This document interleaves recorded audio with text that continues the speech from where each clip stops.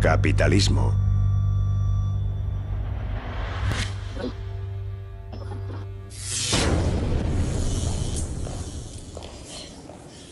Lord Keynes, welcome, sir. It's a pleasure. The pleasure's all mine.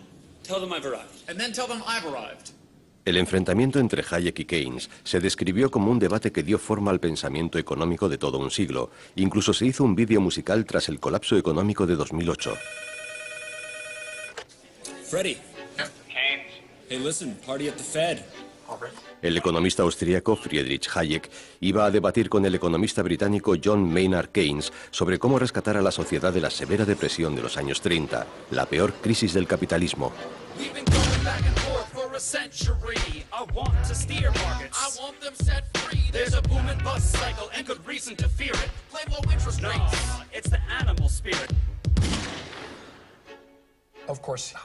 Naturalmente, Hayek llevaba las de perder en el debate.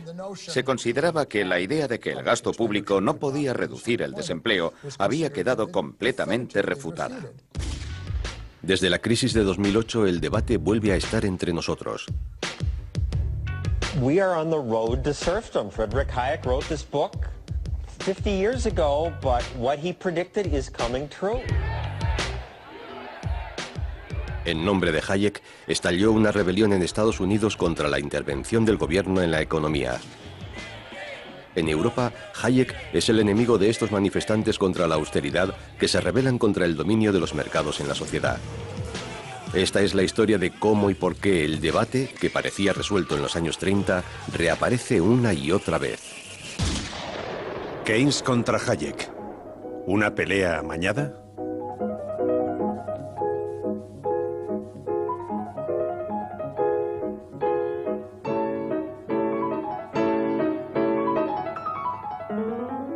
We've come to Freiburg in West Germany, where I'm going to be talking to Professor Friedrich von Hayek. Professor Hayek, I'm sure you'll be well aware that to many people in Britain, and particularly on the left, you are a kind of bogeyman. You are believed to want to throw people out of work, send children down the coal mines again, grind the faces of the poor in general. I don't suppose you share that view of yourself. Well, naturally I don't share it, but I must say I understand it. If you tell somebody that his past has led him to the morass, to withdraw may be even more painful than to go on where you are.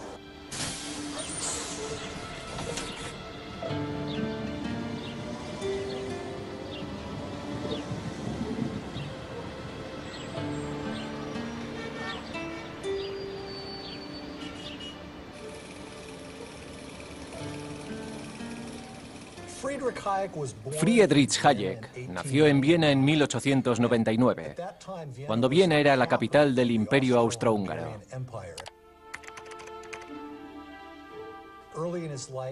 De adolescente, combatió en la Primera Guerra Mundial, en las filas del ejército austríaco, y fueron las experiencias vividas en el ejército durante la guerra las que le hicieron interesarse por la economía y el nacionalismo en el antiguo Imperio Austrohúngaro.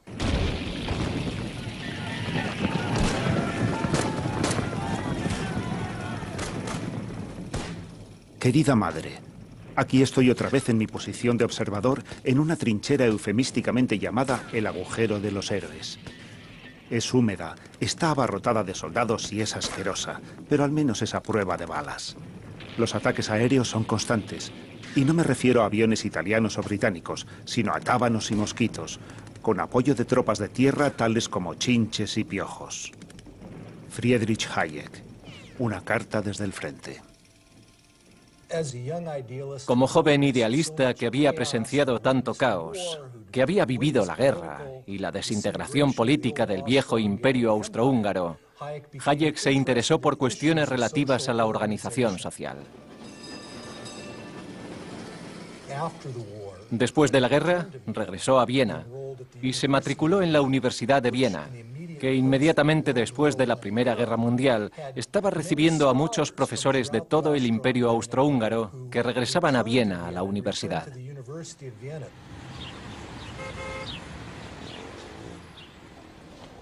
La Universidad de Viena, que llegó a conocerse como la sede de la Escuela Austríaca de Economía, rompió las teorías y métodos económicos dominantes de la época. La diferencia con la economía clásica estribaba en que su objeto de estudio ya no eran las grandes entidades o clases sociales, sino los individuos, las decisiones de los individuos y su influencia en el mercado.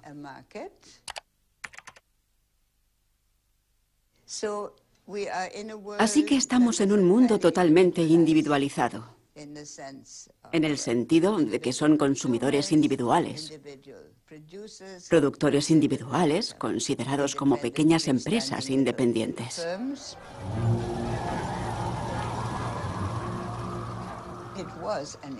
Era un individualismo extremo, aunque creo que lo que subyace de fondo es un problema de clases sociales, el enorme temor al bolchevismo. La Revolución Rusa tuvo un impacto enorme en Europa y aterrorizó a las clases medias del continente. Y el lenguaje que se utilizaba, la dictadura del proletariado, sonaba tremendamente amenazador. Hayek empezó teniendo ideas moderadamente socialistas. Pensaba que el gobierno podía desempeñar un papel muy importante en la sociedad, dirigiendo las actividades económicas. Sin embargo, tras graduarse en la Universidad de Viena, empezó a recibir clases y a trabajar para Ludwig von Mises, un gran economista austríaco que convenció a Hayek de que el problema con el socialismo era que el socialismo sería indeseable si fuera viable, pero en la práctica el socialismo no es posible.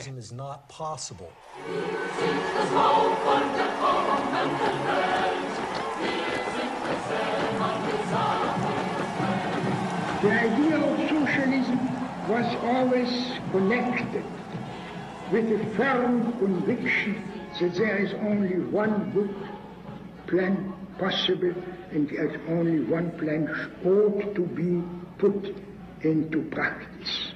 Mises desarrolló una serie de argumentos en el debate sobre el cálculo económico en el socialismo, con los que intentó argumentar contra el socialismo, diciendo que simplemente sin beneficios, sin precios y sin sistema de propiedad es imposible obtener unas valoraciones o cálculos racionales en economía. Y, por consiguiente, la actividad económica racional deviene imposible. Hayek interiorizó estos argumentos antes de ampliarlos y aplicarlos a su trabajo. 60-second adventures in economics. An economy is a tricky thing to control, and governments are always trying to figure out how to do it. Back in 1776, economist Adam Smith shocked everyone by saying that what governments should actually do is just leave people alone to buy and sell freely among themselves. In this case, everyone's happy. Later free marketeers, like Austrian economist Friedrich Hayek, argued that this hands-off approach actually works better than any kind of central plan. La idea esencial de Mises y Hayek era que los precios son necesarios para guiar la producción. No hay sustituto al sistema de precios porque los precios proporcionan el valor relativo de todos los bienes en la sociedad.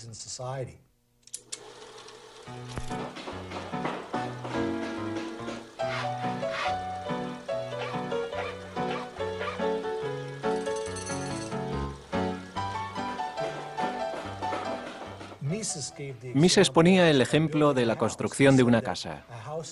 Decía que puede construirse una casa de madera, pero también de hormigón, de acero, de ladrillo o de cristal. ¿Qué cantidad de cada uno de esos materiales deberíamos usar en la construcción? Y sin la guía racional que proporcionan los precios, es muy difícil decidir qué forma de construcción de una casa es la más económica.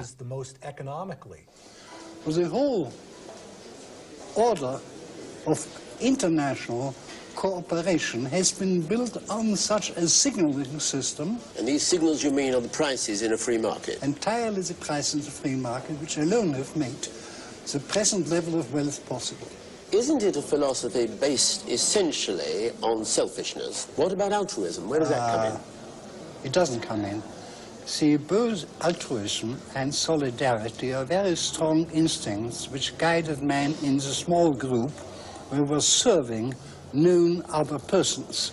when his efforts were directed to the needs of familiar people.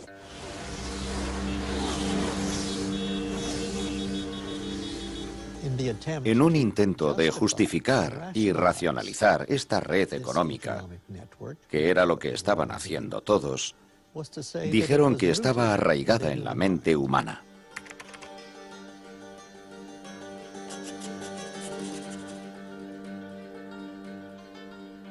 El cerebro estaba hecho así, y eso era actuar racionalmente.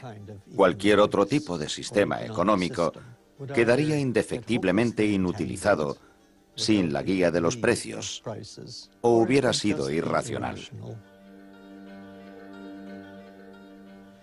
El capitalismo, en resumen, iba a ser un sistema económico eterno, porque era el más racional, el más eficiente y el más justo a la hora de recompensar las contribuciones de las personas.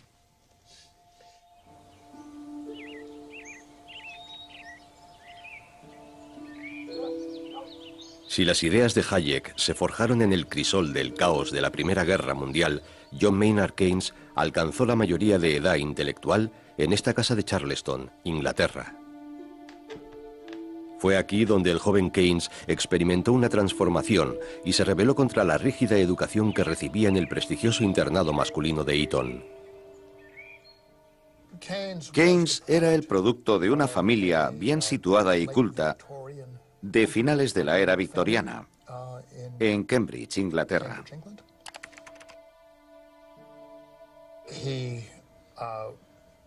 Creció y se educó en compañía de filósofos y matemáticos.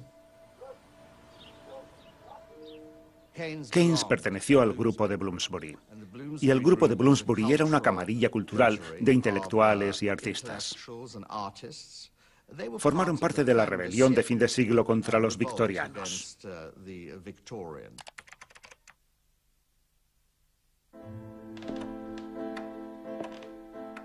Se produjo una rebelión en el arte, la literatura y la filosofía que básicamente decía: ha amanecido una nueva era y nosotros formamos parte de ella.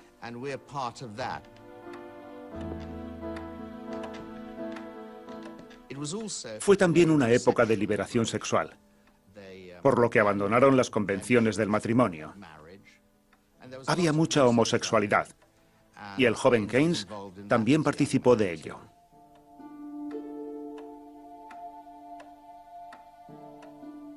Keynes se especializó en política económica, principalmente de la Primera Guerra Mundial, y llegó a convertirse en el asesor del primer ministro inglés Lloyd George en la Conferencia de Paz de París, que fue la antesala del Tratado de Versalles.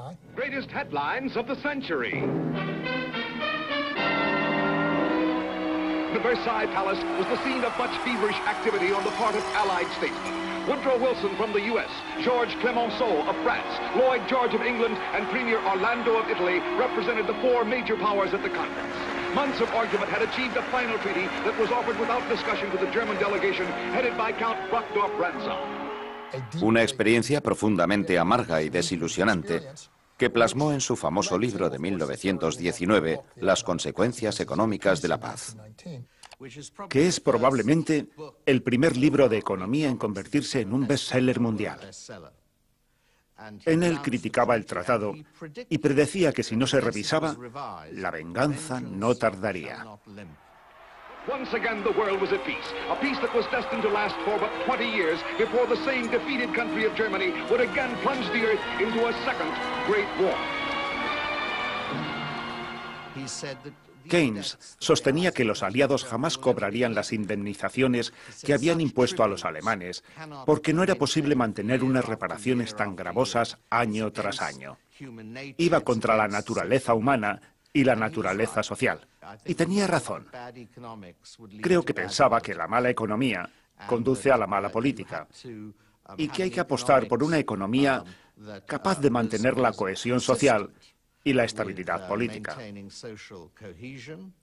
Y si tus teorías económicas hacen que te olvides de esas dos cosas, te encontrarás inmerso en graves problemas políticos y sociales.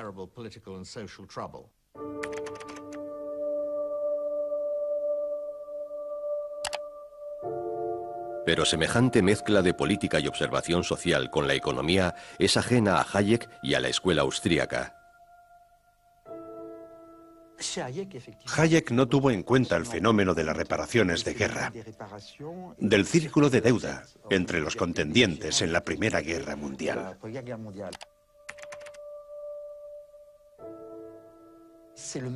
Fue Keynes quien dejó claro que este mecanismo era imposible. Pero es normal que Hayek no detectara ese problema, porque en su teoría, los tipos de interés desempeñan un papel en la acumulación de capital, pero el crédito no estaba incluido en esa teoría. Si Hayek hubiera analizado el Tratado de Versalles, habría descubierto que la burbuja especulativa que estalló en 1929 y desencadenó la depresión tuvo su origen en la decisión estadounidense de insistir en que le devolvieran el dinero que había prestado a sus aliados durante la guerra. Los aliados se volvieron hacia Alemania y dijeron: tienes que darnos dinero para que podamos devolver a Estados Unidos el dinero que nos prestó para derrotarte. Y según el Tratado de Versalles, la deuda alemana era infinita, no había límite en aquella deuda. Se había creado un círculo de pago de los préstamos, y para ello era necesario mantener los tipos de interés artificialmente bajos para que los países no quebraran bajo el peso de la deuda, por lo que los inversores que buscaban una mayor rentabilidad se volcaron en la bolsa. Soaring out into the wild blue yonder, stocks hit what looks like a permanently high plateau, but conditions are fundamentally sound, aren't they? La diferencia entre Hayek y Keynes es que Keynes, que estaba muy interesado en los mercados de valores, observaba la economía y luego teorizaba. Hayek creaba una teoría normativa de la economía y no tenía en cuenta ningún fenómeno que no encajara en esa teoría.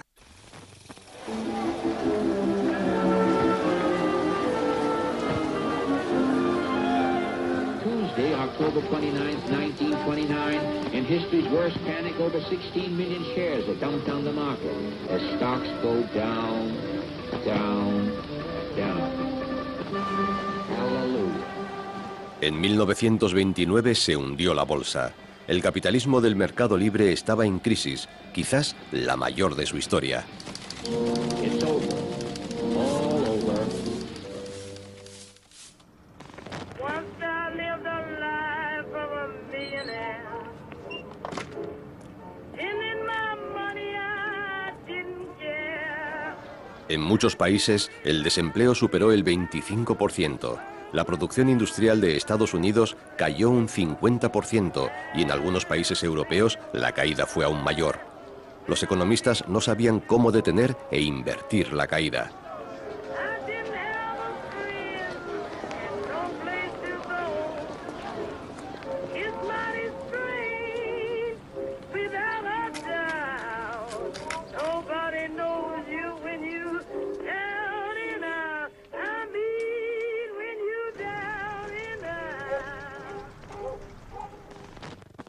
En 1931, Lionel Robbins invitó a Hayek a impartir una serie de conferencias en la Escuela de Economía de Londres.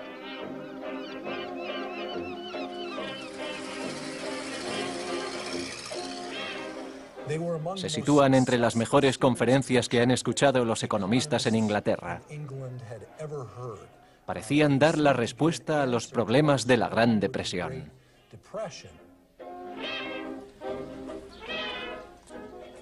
Lionel Robbins, profesor de economía de la LSE, quería dar un impulso a la escuela en su competencia con Cambridge y pensó: invitemos a ese joven brillante para que le plante cara al dominio de Cambridge. Porque en aquellos años, Cambridge era el centro puntero de estudios económicos en Gran Bretaña.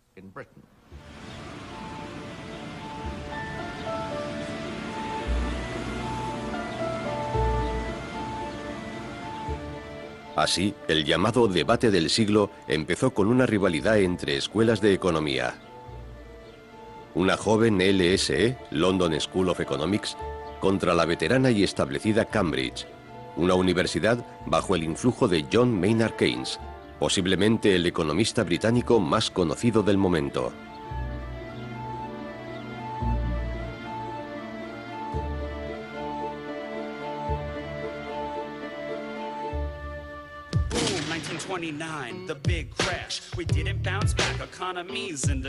Como había anticipado la crisis con 10 años de antelación, Keynes tenía que ofrecer una solución. La tesis central de Keynes era que el nivel de desempleo depende de la demanda agregada en la economía. Esto es, de la capacidad total de gasto de la economía. A live fast, die young kind of chap called John Maynard Keynes cheerfully pointed out that, in the long run, we're all dead. So to avoid the misery of unemployment, the government should instead spend money to create jobs. Whereas if the government tightens its belt when people and businesses are doing the same, less is spent, so unemployment gets even worse. Cuando todos los demás están intentando ahorrar más, la decisión de los gobiernos de reducir el gasto simplemente agrava la caída del gasto total de la economía, lo que significa que se agudiza la crisis.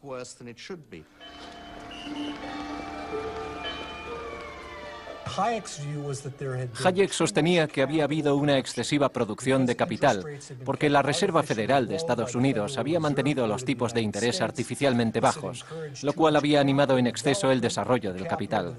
El desarrollo del capital era insostenible, y por ese motivo el curso que debían seguir la economía y los gobiernos era una política de no intervención en la economía que permitiera que el deterioro económico siguiera su curso hasta liquidar las malas inversiones.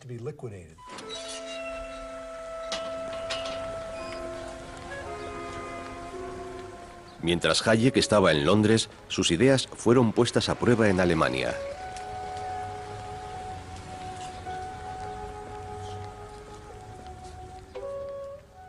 Resulta muy desafortunado, sobre todo en Alemania, que las experiencias que vivimos a principios de los años 30 no desempeñen un papel en nuestros debates. El canciller Brüning intentó mantener el déficit presupuestario en su mínima expresión en una situación de recesión y depresión extremas, y lo consiguió. Germany, which is putting all her energies to the gigantic task of setting her house in order by hard work and sound economy, will feel encouraged in her heroic struggle for reconstruction and stability. Resulta impresionante comprobar cómo Brüning se las arregló para economizar tanto que en esa fase de depresión extrema el gobierno alemán apenas generó déficit. Pero el coste fue catastrófico y tuvo unas consecuencias enormes. La actividad económica se redujo drásticamente, hubo una gran deflación y un aumento muy acusado del paro, lo que supuso unas consecuencias terribles para Alemania que posteriormente todo el mundo tuvo que sufrir. La venganza no tardará, dijo Keynes en su libro.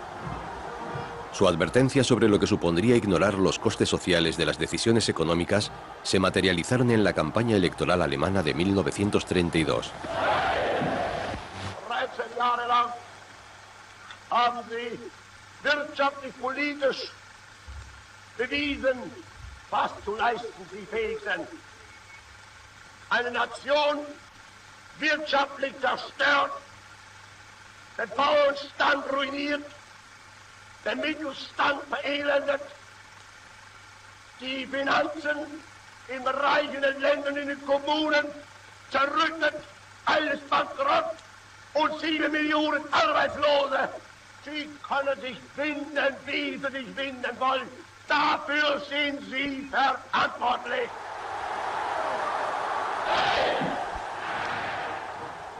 Parece que las ideas de Hayek no han superado la prueba de la realidad histórica, algo que reconocen hasta ahora sus partidarios.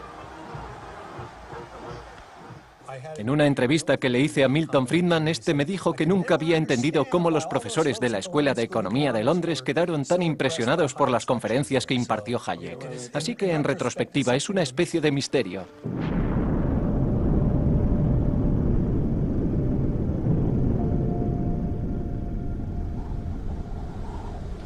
Al final de la guerra, Hayek estaba olvidado y sus ideas quedaron relegadas. El mensaje y las ideas de Keynes apelan a un mundo en el que los sectores público y privado unen esfuerzos para intentar levantarse de las ruinas.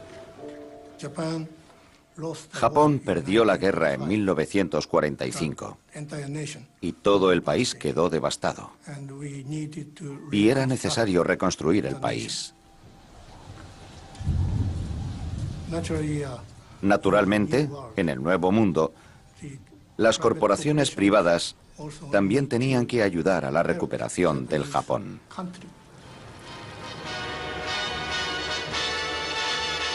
You could imagine yourself at Earl's Court if you wandered into the New York Motor Show. There were so many British cars there. A great thing for the export trade. The Japanese section attracted a lot of interest. Exports are as vital to them as to our own country. Si queríamos convertirnos en un país más fuerte y económicamente más sano, teníamos que exportar coches para conseguir las divisas extranjeras necesarias para poder importar petróleo y comida. Esa era una de las responsabilidades de Toyota. Ser capaces de fabricar y exportar nuestros productos para conseguir divisas extranjeras. Dauphine Renault, la plus vivante de 4 places, 115 km/h et seulement 6 litres au 100. En Francia, una compañía automovilística como Renault fue nacionalizada y reclutada para el proyecto de reconstrucción nacional. El gobierno no era el enemigo del mercado, como sostenía Hayek, sino su aliado. De pronto el capitalismo presentaba una imagen más amable. Entre 1950 y 1980, Europa y Japón vivieron un crecimiento excepcional del orden del 4 y el 5% anual durante 30 años seguidos. Y ahora llevamos más de 30 años, desde 1980 a 2010, en los que la tasa de crecimiento media de los países ricos ha oscilado entre el 1 y el 1,5% anual. Hay una nostalgia por el boom de la posguerra, un mundo en el que pensábamos que habíamos domesticado el capitalismo y la desigualdad. Algo que era parcialmente cierto, pero fueron las crisis causadas por las guerras mundiales y la depresión de los años 30 lo que provocó que se cuestionara el laissez-faire económico. As the people of Britain began digging out from among their ruins, they fixed all their energies upon one goal, a post-war society stabler and more equitable than any Britain had ever known. Después de 1945, los gobiernos no solo crearon sistemas de seguridad social y de protección social, sino que también establecieron un sistema de regulación de los mercados financieros y crearon empresas públicas en muchos sectores. Estas medidas, al menos durante el periodo en el que se domesticó al capitalismo, redujeron las desigualdades.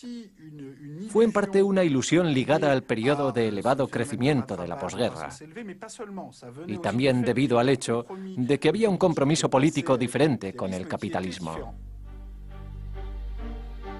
Keynes murió en 1946, en un mundo que había aceptado su visión. Pero ¿qué fue de Friedrich Hayek y de su visión?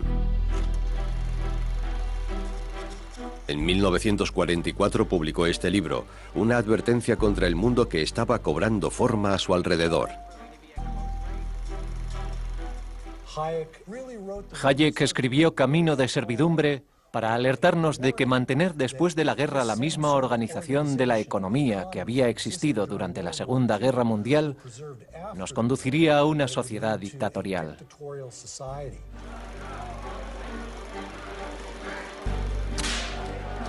Según Hayek, la raíz del fascismo y del nazismo no fue el colapso económico producido en parte por un mercado libre no regulado, sino precisamente lo contrario. El error fue por abandonar las ideas liberales que estaban en la raíz del mercado libre. Las regulaciones y la intervención estatal nos habían conducido a la servidumbre en el pasado y volverían a conducirnos al mismo lugar.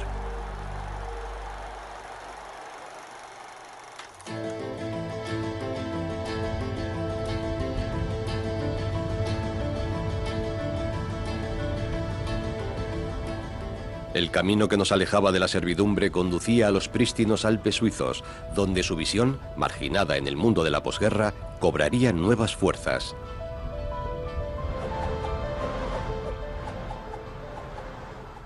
En 1947, Hayek fundó la sociedad Mont Pelerin, llamada así en honor del famoso monte suizo donde se reunieron por primera vez los miembros de esta asociación.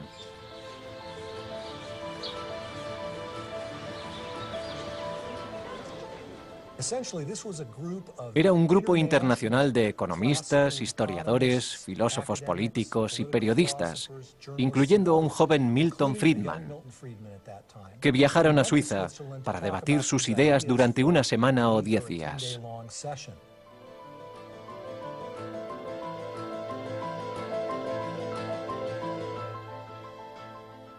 Los oponentes de Keynes crearon Mont Pelerin, un laboratorio de ideas cuyo lema, por decirlo así, era «luchamos contra Keynes». No dejaron de desarrollar argumentos, primero en Chicago y luego en Mont Pelerin, con los que abogaban por la restauración de la lógica del mercado libre. El personaje central era Milton Friedman. It was a major factor in maintaining a steady stream of influence on ideas. It enabled people who were isolated in their own countries once a year to at least to get together with people who felt the same way they did, to be in a situation in which they could discuss issues without worrying that somebody was trying to stick a knife in their back. Hayek es un economista esotérico, un economista para economistas. Su influencia práctica es muy limitada, mientras que la de Milton Friedman fue muy significativa, porque se centró en la restauración del monetarismo, la restauración del Estado.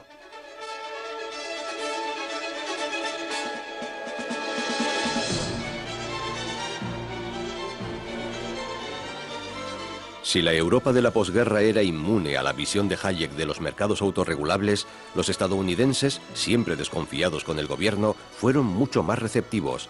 El profesor Milton Friedman retomó la lucha de Hayek contra el legado de Keynes. For the immigrants who were welcomed by this statue, America was truly a land of opportunity. Once they arrived, they found, as my parents did, not an easy life, but a very hard life. But for many, there were friends and relatives to help them get started, to help them make a home, get a job, settle down in the new country. Milton Friedman nació en 1912 en Nueva York. Era hijo de unos judíos húngaros que habían emigrado a los Estados Unidos. Creció en un entorno pobre, no necesariamente en el nivel socioeconómico más bajo, pero desde luego nada acomodado. There were many rewards for hard work, enterprise, and ability. Life was hard, but opportunity was real. There were few government programs to turn to and nobody expected them. But also, there were few rules and regulations. There were no licenses, no permits, no red tape to restrict them. They found, in fact, a free market, and most of them thrived on it. Era alguien que decía que el problema era el gobierno en todas sus esferas. El gobierno es derrochador por definición, el gobierno es ineficaz por definición, y por eso debemos permitir que el mercado desempeñe un papel mayor en la sociedad y, en particular, un papel mayor en la economía.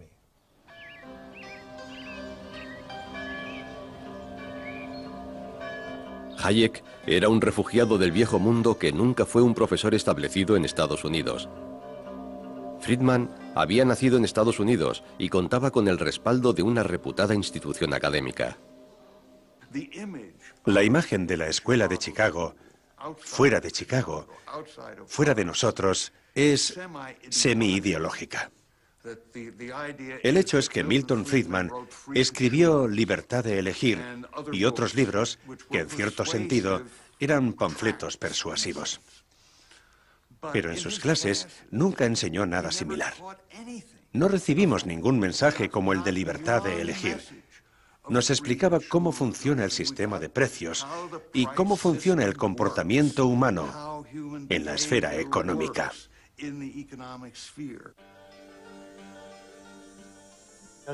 Yo, como uno de los primeros alumnos de Milton Friedman, descubrí más tarde que entre los alumnos de Milton Friedman se habían formado dos grupos. Los de un grupo se convirtieron en sus discípulos de por vida. Los del otro grupo estaban vacunados y podían rechazar esas ideas. Yo naturalmente estaba en el segundo grupo.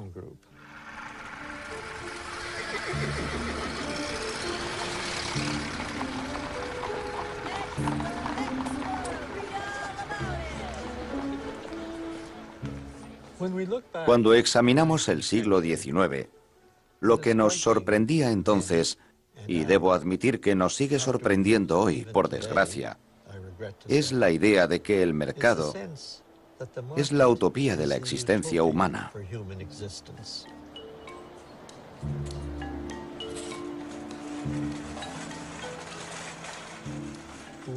Si no actuamos sobre él, producirá benevolencia, una cornucopia de productos. Todo resultará perfecto. Y lo que es más, se autorregula él solo.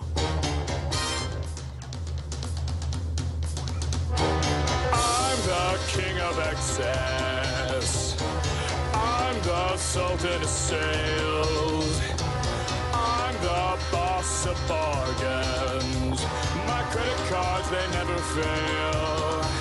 I got a 700 something on my beacon score, which means I don't own a thing and I can buy even more.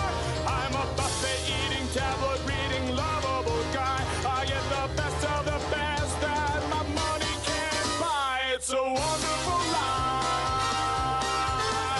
with my red-headed wife. La idea de libertad es fantástica para quienes poseen grandes reservas de riqueza o de crédito, pero es inservible para los asalariados, el proletariado, el pobre campesino africano.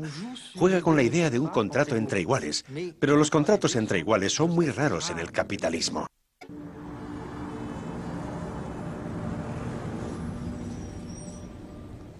La ilusión neoliberal no es algo nuevo. Ha existido desde el siglo XIX. Francia es un país interesante, porque después de la Revolución Francesa, que es la revolución burguesa por excelencia, fue una especie de país ideal en el que se garantizaban unos derechos legales equitativos en el mercado.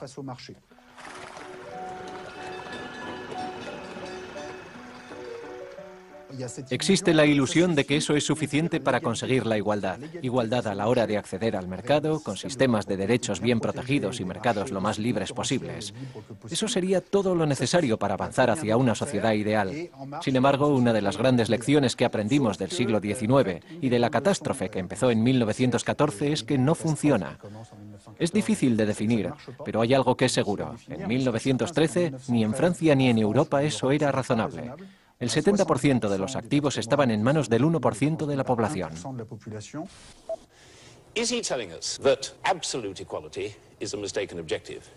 Pero liberales como Milton Friedman extraen de la historia justo la lección contraria.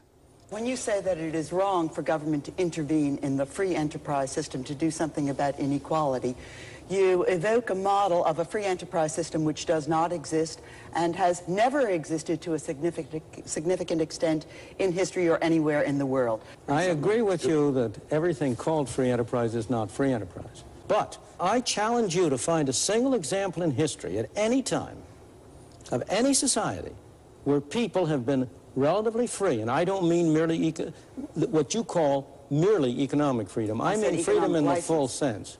I mean freedom of individuals to pursue their own objectives, their own values, to live their lives. I want you to name me any society in which you've had any large measure of that freedom, where capitalism and free enterprise has not been the predominant mechanism for controlling economic activity. Ahora damos por sentado que basta con tener mercados libres más competitivos para conseguir una sociedad armónica y una distribución de la riqueza, si no equitativa, al menos de una desigualdad razonable. Pues no es así. No hay nada en la lógica del mercado libre y competitivo que lo garantice. Y la razón es muy sencilla. Los mercados estructuralmente libres y competitivos no impiden el hecho de que el retorno sobre el capital pueda ser permanentemente superior a la tasa de crecimiento, lo cual, casi de forma inevitable, provoca una alta concentración de riqueza. La enseñanza del siglo XIX se perdió cuando la decadencia y el estancamiento económicos paralizaron Gran Bretaña y Estados Unidos a principios de los años 70. Los años dorados habían terminado. Con la decadencia económica, la intervención del gobierno en la economía se consideraba ahora un obstáculo al crecimiento. Milton Friedman y Friedrich Hayek regresaban de nuevo. A partir de los años 70 y 80 vemos en Gran Bretaña y Estados Unidos movimientos políticos que cuestionan la intervención del Estado en la economía. Y creo que eso puede considerarse en parte una reacción al sentimiento de verse alcanzados por los perdedores de la guerra. En los años 70 estuvimos muy influidos por el hecho de que Alemania, Japón y más tarde Francia o Italia crecían el doble que Gran Bretaña y estaban alcanzando a Estados Unidos. Así que los movimientos políticos empezaron a decir: esto no funciona, el estado de bienestar nos ha ablandado, debemos regresar al capitalismo mítico del siglo XIX y reducir la intervención del Estado, porque eso revitalizaría a los empresarios anglosajones.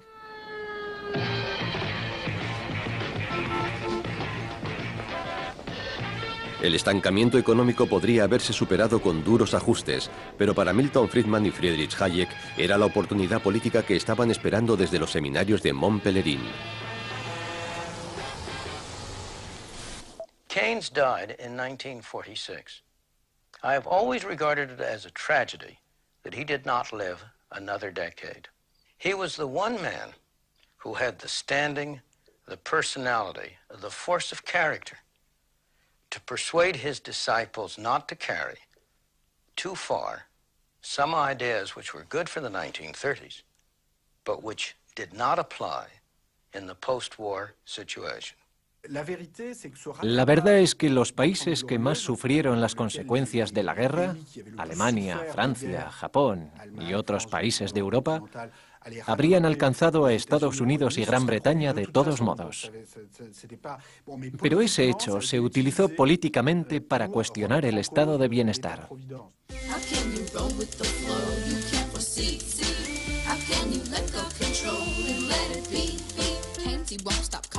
Keeps blowing up my phone. He wants to teach me something and he won't leave me alone. I tell him there's no use in trying, cause Friedrich Hayek is my guy. And if you wanna get with a girl like me, you got to let go control of the economy. I said if you want. De pronto Hayek estaba de moda hasta para las adolescentes rebeldes. Empezó como un debate entre el rígido entendimiento que tenía Hayek del mercado y sus supuestas leyes naturales y el enfoque flexible de John Maynard Keynes en sintonía con las complejidades de la realidad humana. 40 años después los papeles se habían cambiado. Los seguidores de Keynes eran percibidos como favorables a modelos rígidos, mientras que Milton Friedman y Friedrich Hayek se habían convertido en los adalides de la libertad en sintonía con la realidad. The failure of the Keynesian system, the inflation, return of unemployment, all that, first confirmed my prediction in the strictly economic sphere. At the same time, my studies of politics provided, I believe, answers for many problems which had begun to bother people very seriously. But there is a good reason why I am being rediscovered, so to speak. Since 1975, we worked under a contract that's seen our job security eroded, our working conditions fall apart, and our money wages held intact while prices of living go up and up. And we are tired of it. Lo cierto es que había motivos de peso para que las ideas de Hayek fueran redescubiertas. Resultaban beneficiosas para los líderes empresariales y financieros que habían visto cómo la inflación y los conflictos laborales perjudicaban sus intereses. La actividad económica se ralentizó y los beneficios disminuyeron. Se produjo lo que llamamos una contrarrevolución en la economía, introduciendo lo que se conoce ahora como la agenda neoliberal, la desregulación y la privatización.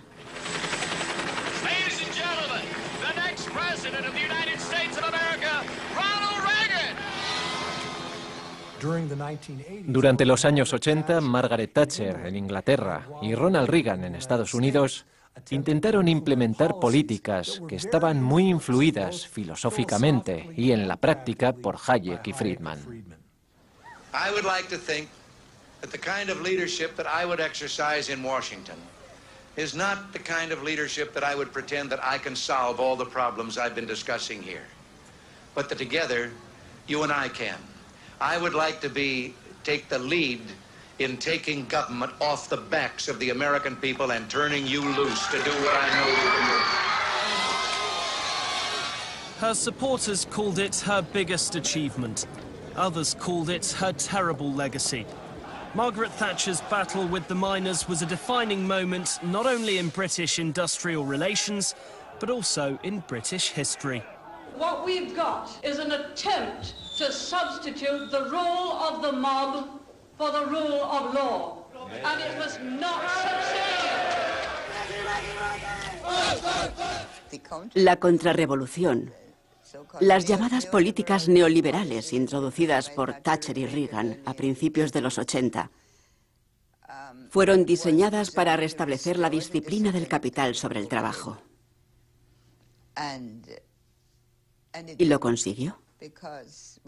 Porque ahora sabemos que la media de los salarios en Estados Unidos, en términos reales, no ha aumentado desde 1980, aunque la productividad sí lo ha hecho.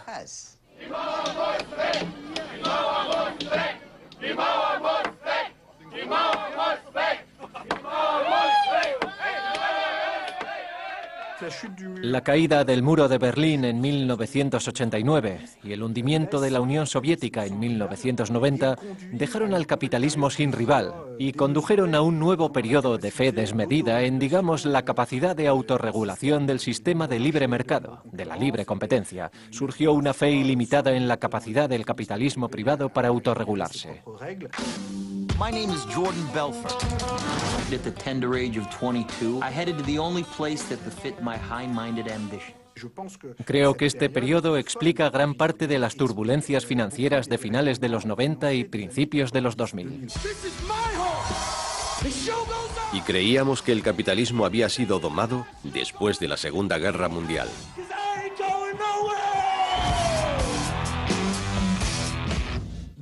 En la nostalgia por los años de la posguerra va también incluida la nostalgia por un mundo en el que habíamos hecho un nuevo compromiso, pero con ciertas precauciones, a pesar de todo.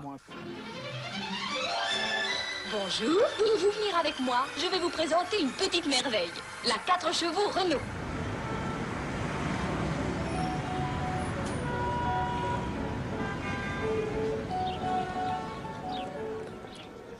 Es importante entender que gran parte de la disminución de la desigualdad conseguida en el siglo XX fue debida a la guerra, o a medidas políticas provocadas por la guerra y tomadas durante tiempos de crisis.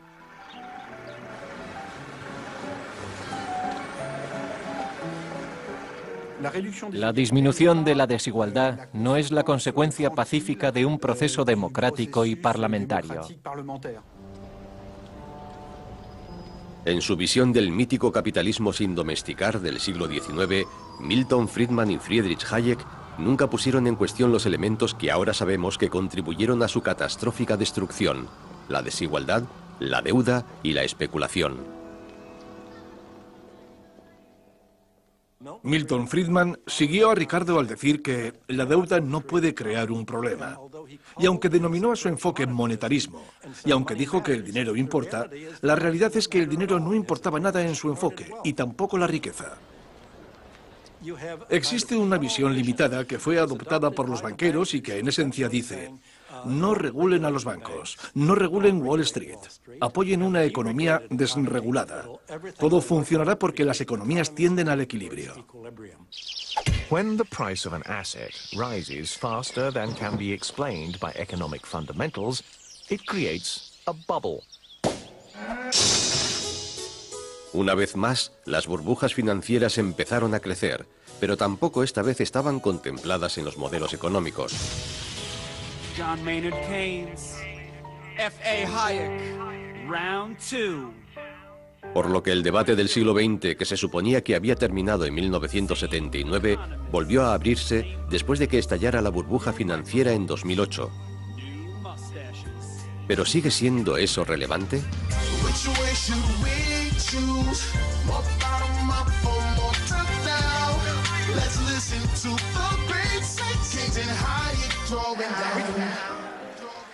Creo que todas las teorías económicas contemporáneas, excepto las heterodoxas, las marxistas y demás, están construidas sobre la idea de un sistema que es tan racional que no puede experimentar una crisis.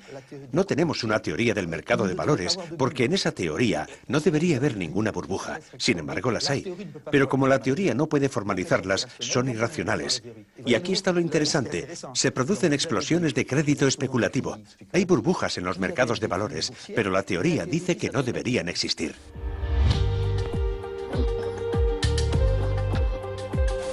El debate entre Hayek y Keynes podría estar oscureciendo la realidad actual en vez de ayudar a clarificarla. Puede que haya llegado el momento de descubrir a un pensador menos conocido que habló de la deuda y el dinero y cuyas ideas pueden ser mucho más relevantes a la hora de ayudarnos a entender la realidad del siglo XXI.